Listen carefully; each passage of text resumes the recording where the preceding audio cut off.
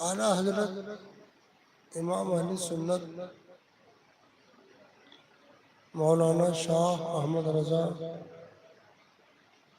रज़ियल्लाहु ताला अन्हु ने अपने ज़माने में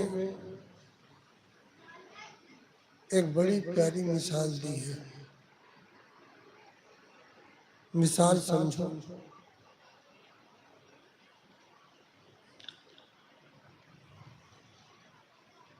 एक माँ है, बाप है और दोनों का एक छोटा सा प्यारा बच्चा है। 5 साल का, 6 साल का। तालाब के किनारे टहलने गए। वो बच्चा माँ के हाथ से छूटकर तालाब में गिर गया। तालाब गहरा है, बच्चा डुबकी लगाने लगा। अब वहां जोश दिलाओ, कैसी माँ है, बच्चे को निकाल नहीं रही है, बच्चे का दर्द नहीं है। जोश में आकर के माँ तो कूद जाएगी। बोलो, को जोश दिलाओ, जोश में आकर के बाप भी कूद जाएगा। अब वो दोनों तैरना नहीं जानते, तो वहां जोश दिलाना, उस डूबते बच्चे को बचाना है या माँ बाप जो बचे हुए हैं इनको डुबा देना है? अरे वहां हुक्म है, माँ को वहां से हटाओ, बाप को वहां से हटाओ, किसी तैराक को बुलाओ जो बच्चे को निकाले। यही हाल आजकल के मुकर्रीन का हो गया है। अवाम को जोश दिलाकर, जज्बात को उभार कर, फिदायत की बातें सुनाकर उभार देते। अवाम निहत्ती, न इनके पास कोई ताकत है, न इनका कोई शऊर है। जोश में आकर के वो काम कर बैठते हैं, बाद में अंजाम सबके सामने आता है। बोलो ऐसा है कि नहीं? बोलो। एक दूसरी मिसाल दी। जाड़े के दिनों में गीदड़ जो है बहुत जोर जोर से चीखते हैं। जाड़े के दिनों में जब जाड़ा आता है, कड़ाके की सर्दी पड़ती है, तो गीदड़ जोर जोर से चीखते चिल्लाते हैं। ये बताओ, गीदड़ों के चीख पुकार से सर्दी कम हो गई? सर्दी कम हो जाती है तो सर्दी के लिए क्या करोगे? लिहाफ का इंतजाम करोगे, कंबल का इंतजाम। तो तुम्हारी चीख पुकार से क्या होगा? तदबीर को अपनाओ, तदबीर अपनाओ, शूर को बेदार करो, घोड़े से सबक सीखो। जब मैदान बिल्कुल बराबर होता है तो घोड़ा सरपट दौड़ता है, लेकिन जब चढ़ान होगा तो वहां दौड़ता है कि धीरे धीरे चलता है। ढलान है तो दौड़ते उतरता है कि धीरे धीरे उतरता है। एक घोड़े का शऊर ऐसा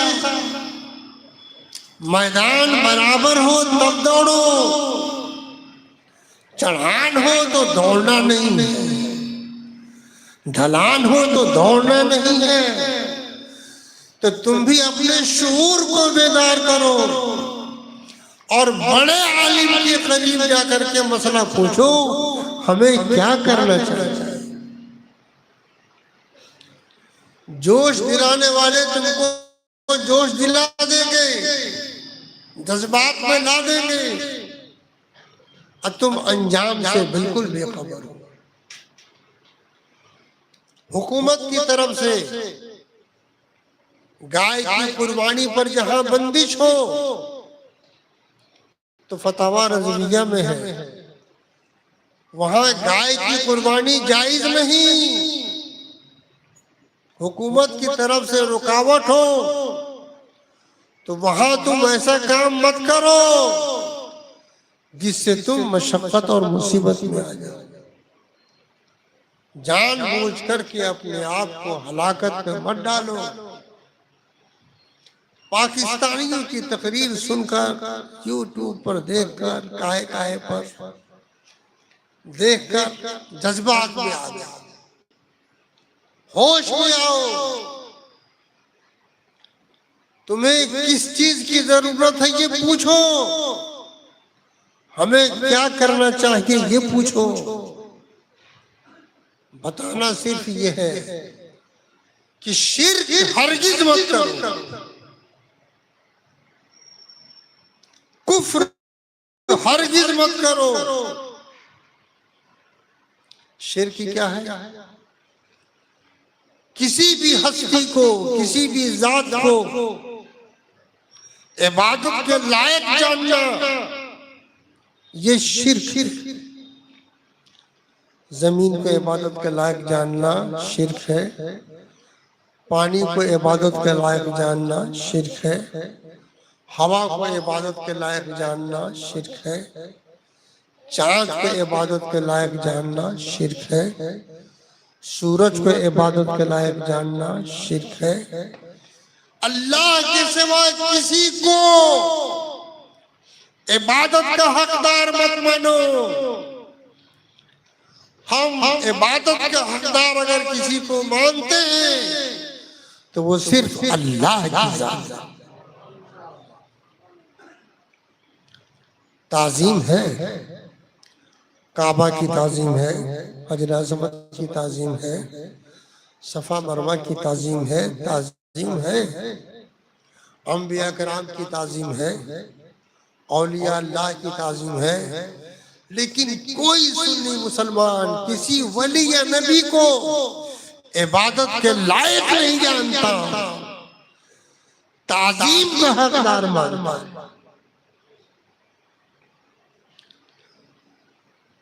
कुछ यहूद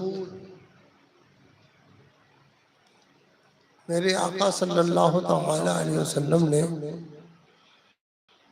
जब ऐलान फरमाया ला इलाहा इल्लल्लाह, इबादत के लायक कोई नहीं सिवाय अल्लाह के,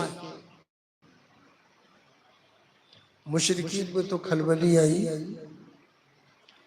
कुछ यहूद आपस में राय किए कि ये कौन सा दीन लाए हैं, चल के पूछा जाए।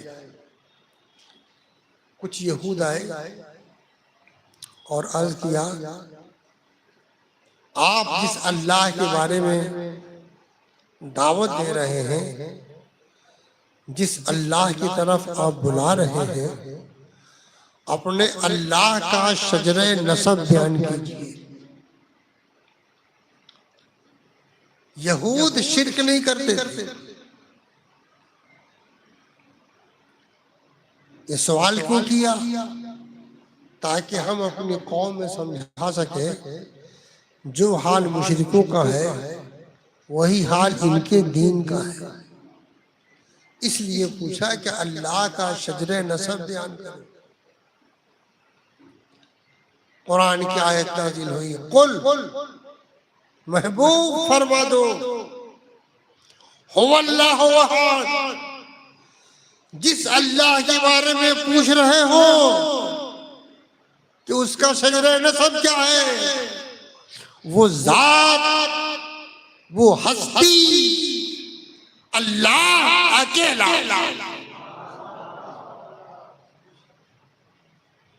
अल्लाहु समद, बेनियाज है। जो बाप होगा नियाजमंद होगा, बेटा होगा नियाजमंद होगा, जिस्म होगा तो मुरक्कब होगा, और जो चीज मुरक्कब होगी तो उसके लिए अज्जा होंगे, तो अपने मुरक्कब होने में अज्जा का मोहताज होगा। उसकी जात बेनियाज है। अल्लाह समद, कुल हुवल्लाहु अहद, प्यारे फरमा दो वो जात अकेली है, अल्लाह अकेला है। अल्लाहु समद, अल्लाह बेनियाज है। लम यलिद लम यूलद, न वो बाप है न वो बेटा है। लम यकुल लहू कुफुवन अहद, उसकी जात में, उसके सिफात में, उसके अफ़आल में कोई उसका शरीक नहीं, हो ही नहीं सकता।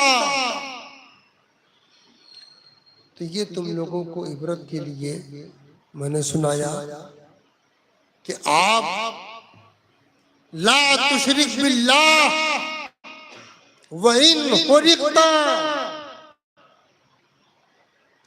हरगिज हरगिज याद रखो, हरगिज कुफ्र शिरक मत करो। व इन हुरिकता, अगरचे तुम जला दिए। पहले कबीला आबाद होता था, कुछ यहाँ पर आबाद है, कुछ वहाँ आबाद है, कुछ वहाँ आबाद है। जब कबाइल में इस्लाम की दौलत आई, मुसलमान हुए, तो मुशरिकों ने उनको छोड़ नहीं दिया, उन कबाइल में आग लगा दी,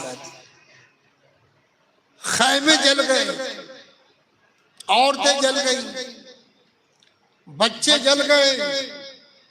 लेकिन कुर्बान जाओ, उन लोगों के इस्लाम के कबूल करने पर रसूलुल्लाह के दामन से अलग नहीं हुए। तो तुम लाख मुसीबत आए, आफत आए, बलाएं आए, कुफ्र शिर्क हरगिज मत करो, और जाहिल मुकर्रिरों के जोश दिलाने से अपने आप को हलाकत में मत डालो। इमाम अहले सुन्नत ने अपने जमाने में फरमाया, किसी भी काम को करने से पहले 3 बातें सोच लो। तुमने कोई तंजीम बनाई, इकट्ठा किया, लोगों को जमा किया कुछ करने के लिए, तो 3 बातें सोच लो। पहली बात, वो शरअन जायज है कि नहीं। कोई भी तंजीम बनाओ, पहले ये सोचो कि वो शरअन जायज है या नहीं। अगर नाजायज हो तो छोड़ दो। चलो मान लिया शरअन जायज है, तो फिर ये देखो कि आदतन मुमकिन है कि नहीं। आदतन मुमकिन का मतलब ये है जिसको आदमी आम तौर से कर सकता हो। जैसे एक छोटा सा मिट्टी का ढेला हो, आप चाहो तो उठा करके उसको फेंक दो, लेकिन 10 क्विंटल का लोहा पड़ा हो उसको भी उठा के फेंक सकोगे? ये आदतन मुमकिन नहीं, आदतन मुमकिन नहीं। हुकूमत की तरफ से अगर कोई बंदिश आ जाए तो वो आदतन मुमकिन नहीं है, भले जायज हो, लेकिन हुकूमत की तरफ बंदिश आ गई, अब वो आदतन मुमकिन नहीं, अब तुम उसको मत करो। चलो जायज भी है, आदतन मुमकिन भी है, अकलन मुफीद हो, ये हमारे करने से फायदा क्या होगा, इस्लाम का क्या फायदा है, कौम का क्या फायदा है, लोगों का क्या फायदा है कि नहीं है। अगर फायदा ना हो तो मत करो। ये तीन बातें खूब अच्छी तरह से अपने दिलो दिमाग में बैठो। जायज हो, आदतन मुमकिन हो, अकलन मुफीद हो। तुम कभी भी कुफ्र शिर्क के करीब मत जाओ, हरगिज नहीं। शिर्क से अपने आप को बचाओ। शिर्क क्या है? इबादत के लायक किसी को मानना, इबादत के लायक किसी को जानना। बहुत से आर्या ऐसे हैं जो बुत नहीं पूजते, इसके बावजूद वो मुशरिक है। क्यों? इसलिए कि एक तो इबादत के लायक नहीं जानना, दूसरे वाजिबुल वजूद, ये अल्लाह की जात है, उसके अलावा कोई नहीं। वाजिबुल वजूद सिर्फ खुदा की जात है और कोई नहीं। और वो मुशरिक इसलिए है कि रूह को भी वो वाजिबुल वजूद मानता है, मादा को भी वाजिबुल वजूद मानता है। तो अब वो बज़ाहिर बुत पूजे न पूजे, लेकिन उसके एतकाद में जब रूह कदीम है, मादा कदीम है और वाजिबुल वजूद भी कदीम है, तो इस एतकाद की वजह से वो मुशरिक हो गया। हमारा अकीदा ये है अल्लाह की जात खालिक है, अल-आन कमा कान, अभी भी वो वैसे ही है जैसे पहले। उसने जिसको चाहा पैदा फरमाया, रूह को पैदा फरमाया, मादे को पैदा फरमाया। तो मादा कदीम नहीं, रूह कदीम नहीं, वाजिबुल वजूद सिर्फ उसी की जात है। तो ला शुरिक बिल्लाह वइन फरिक़्ता। और देखो अल्लाह के प्यारे महबूब सल्लल्लाहु तआला अलैहि वसल्लम से मोहब्बत सच्ची करो। मोहब्बत की दो किस्में हैं, एक है मोहब्बत तबई और एक है मोहब्बत अक्ली। तबई मोहब्बत माँ से होती है, बाप से होती है, भाई से होती है, बीवी बच्चों से होती है, जमीन जायदाद माल से होती है, तबई मोहब्बत होती है। लेकिन अक्ली मोहब्बत हर मोमिन को मोहम्मद रसूलुल्लाह अक्ली मोहब्बत न हो तो मोमिन नहीं। ला युमिनु अहदुकुम हत्ता यकूना अहब्बा इलैहि, तुम में से कोई मोमिन नहीं हो सकता जब तक कि मैं तुम्हारे माँ बाप, तुम्हारी औलाद, तुम्हारे तमाम अजीज से ज्यादा प्यारा ना हो जाऊं। कोशिश करो कि हमारे दिल में रसूलुल्लाह की सच्ची मोहब्बत आ जाए। ये अकली मोहब्बत तबई मोहब्बत में बदल जाए। इसके लिए हदीस शरीफ है, एक सहाबी बशरी हफवात की बिना पर शराब पी ली, एक बार पिया, दोबारा पी लिया, जबकि शराब हराम थी, तीसरी मर्तबा पी लिया, चौथी मर्तबा पी लिया, सहाबा ने उन पर लानत शुरू की, तो रसूलुल्लाह ने इरशाद फरमाया, तुम हर दिन पे लानत मत करो, फ़इन्नहु युहिब्बुल्लाह व रसूलहु, इसलिए कि वह अल्लाह और उसके रसूल से मोहब्बत करता है। तो हम लाख गुनहगार हैं, सिनहकार हैं, बाल बाल गुनाहों में गर्क है, लेकिन या रसूल अल्लाह हम आप पर अपने आप को फिदा रखते हैं। अपने को उनका सच्चा आशिक बनाओ, सच्चा शहदाई बनाओ, सच्चा फिदाई बनाओ। उन्हीं की मोहब्बत कब्र में काम आएगी, उन्हीं की मोहब्बत हश्र में काम आएगी, उन्हीं की मोहब्बत तुम्हारे लिए जरिए नजात। ये मैंने इसलिए कुछ बातें सुना दी कि आप लोग जज्बात में आकर के न उस तरह का नारा लगाओ, न उस तरह की बातें बोलो, न उस तरह का अपने आप को बनाओ। बेशक दिल में उनकी मोहब्बत है, मोहब्बत का इजहार आप करो, कर सकते हो। हालात को भी देखो, हालात कैसे, हालात को देखना ये तुम्हारे ऊपर जरूरी है। तुम अपने आप को अपने हाथों से हलाकत में मत डालो, ये तुमको रोका गया है। तो जिस चीज से तुमको रोक दिया गया उससे रुक जाओ, और कभी भी कुफ्र के करीब मत जाओ, शिर्क के करीब मत जाओ।